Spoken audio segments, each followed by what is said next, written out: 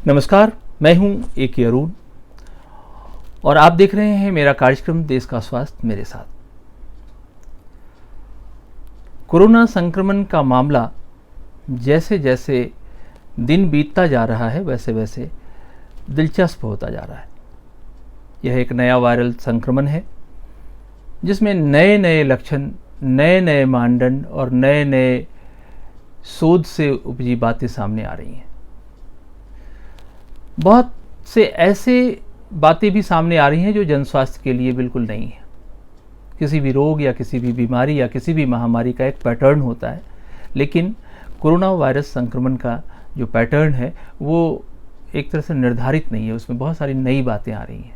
जैसे आज ही एक नई जानकारी सामने आई कि कोरोना के मरीजों के मुंह के स्वाद खत्म हो जाते हैं, उनको भोजन का स्वाद नहीं मिलता। ऐसे कई लक्षण हैं जो बिल्कुल नए हैं। एसिम्प्टोमेटिक कोरोना संक्रमण की बात आप सुन चुके हैं। सिम्प्टोमेटिक कोरोना संक्रमण परेशान कर रहा है लोगों को, उनकी जानें जा रही हैं। कई बार तो इस तरह की बातें भी थी कि चाहे वो एसिम्प्टोमेटिक हो या सिम्प्टोमेटिक हो, दोनों ही तरह के संक्रमण लोगों को प्रभावित करते हैं, यानी कि एक व्यक्ति से दूसरे व्यक्ति में ट्रांसफ़र हो सकते हैं। लेकिन अब एक नई जानकारी जो WHO उसकी पुष्टि कर रहा है कि कई ऐसे एसिम्प्टोमेटिक कोरोना संक्रमण के मामले हैं जिसमें संक्रमण फैलता नहीं, यानी कि वो स्थिर रहता है। तो ऐसी बहुत सारी जानकारियाँ हैं। आज दोस्तों मैं आपसे बात करूँगा, एक जापान की संस्था है जिसको हम नोमुरा माफ़ कीजिएगा, जापान की जो संस्था है उसका नाम है नेमुरा सिक्योरिटीज़। इस संस्था ने एक अध्ययन प्रस्तुत किया है और उस अध्ययन के अनुसार उसने पूरे दुनिया में जो कोरोना संक्रमण से प्रभावित देश हैं उसको 3 कैटेगरी में बांटा है। पहली कैटेगरी है जिसको ऑन ट्रैक जोन कहा है उसने, कि कुछ ऐसे देश हैं जो अब ट्रैक पे हैं, यानी कि अब वो अपने आप को कोरोना के संक्रमण से मुक्त कर चुके हैं और वो धीरे धीरे अपने नॉर्मल ज़िंदगी में अपने नागरिकों को लौटा रहे हैं। दूसरा डेंजर जोन जो बहुत ही घातक है, करीब 15 से 16 देश इस डेंजर जोन में अभी भी हैं। और तीसरा है अलर्ट जोन, यानी कि कई ऐसे देश हैं जिनको कि अलर्ट पे रखा गया है कि वहाँ स्थिति कभी भी विस्फोटक हो सकती है। अब डेंजर जोन की बात करें तो डेंजर जोन में लगभग 15 ऐसे देश हैं जिसमें भारत भी है, वो एक तरह से डेंजर जोन में आता है। डेंजर जोन में और भी देशों का अगर जिक्र करें तो चिली है, इंडोनेशिया है, पाकिस्तान है, ब्राज़ील है, मैक्सिको है, ये सारे देश डेंजर जोन में हैं। यानी कि यहाँ पर अगर एहतियात नहीं बरता गया तो कोरोना संक्रमण का मामला बहुत गंभीर हो सकता है और वो काफ़ी बड़े पैमाने पे लोगों की जान ले सकता है। आज मैं जो बात करना चाहता हूँ वो है लॉकडाउन और अनलॉक के बीच में जो हमारी ज़िंदगी फंस गई है, हम आज उसकी बात करेंगे। क्योंकि कोरोना संक्रमण के कई सारे पहलुओं पर हमने इसके पहले के कार्यक्रम में चर्चा की है। आज मैं चाहता हूं कि ये लॉकडाउन, अनलॉक, इसके बीच में जो हमारी ज़िंदगी फंसी है इस पर हम लोग बात करें। नेमुरा सिक्योरिटीज़ का जो रिपोर्ट है, उस रिपोर्ट का जो सारांश है वो ये कि जैसे जैसे हम देश को में लॉकडाउन खोल रहे हैं, यानी कि उन देशों में जहां भी लॉकडाउन था उसको हम धीरे धीरे वाइंड अप कर रहे हैं, वैसे वैसे कोरोना संक्रमण का खतरा बढ़ता जा रहा है।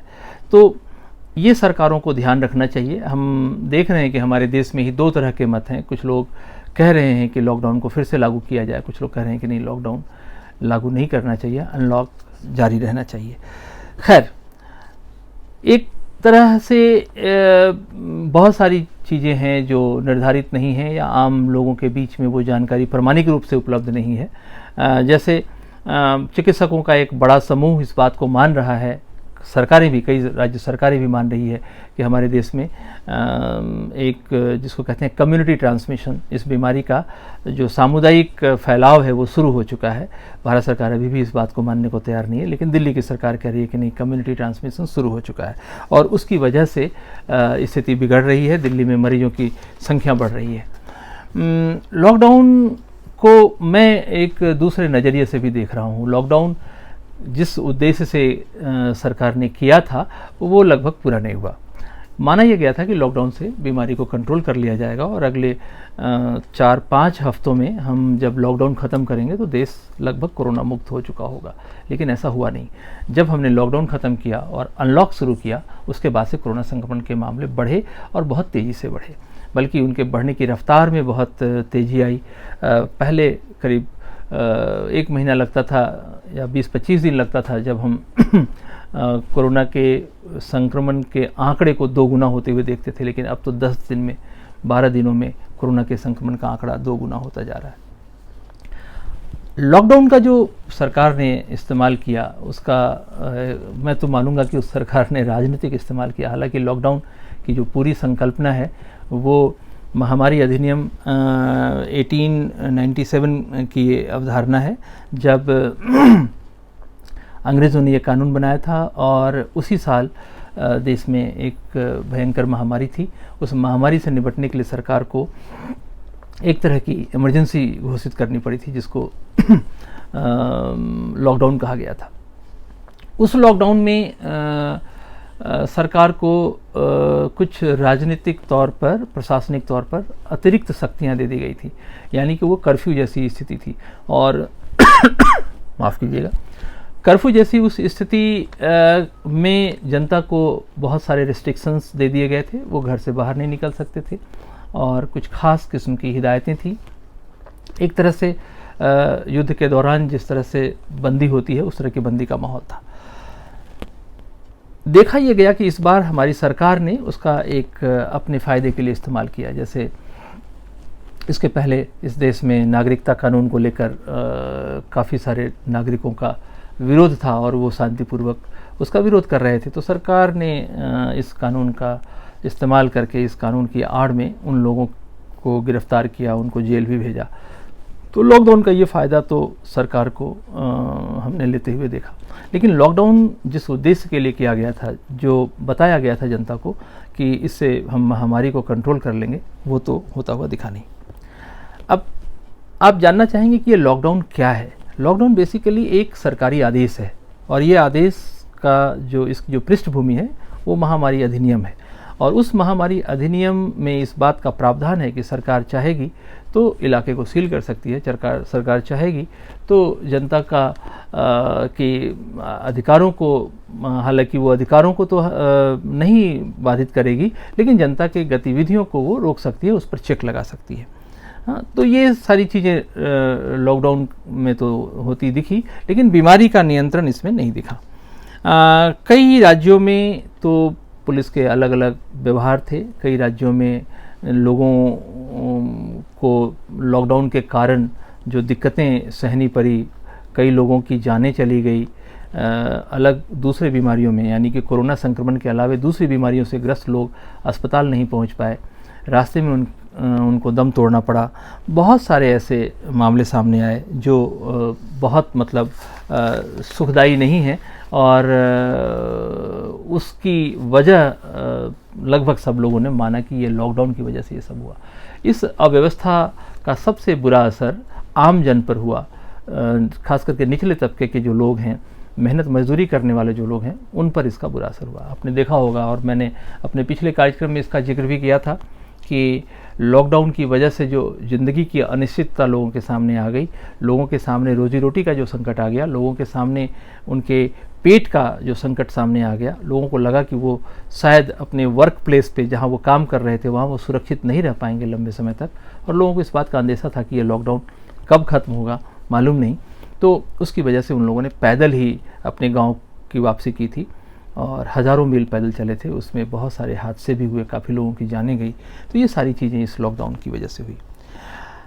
लॉकडाउन की वजह से भारत की अर्थव्यवस्था तो चरमरा ही गई, सरकार माने या न माने, लेकिन इस देश में जो एक बहुत बड़ा मध्य वर्ग है, जिसके छोटे मोटे कारोबार थे, जिसको आप स्मॉल स्केल इंडस्ट्रीज़ कहते हैं या मीडियम स्केल इंडस्ट्रीज़ कह सकते हैं, या बहुत ही कुटीर उद्योग के स्तर पर करोड़ों की तादाद में लोग इन्वॉल्व थे, इन सब लोगों के रोज़गार पर बहुत बुरा असर हुआ है।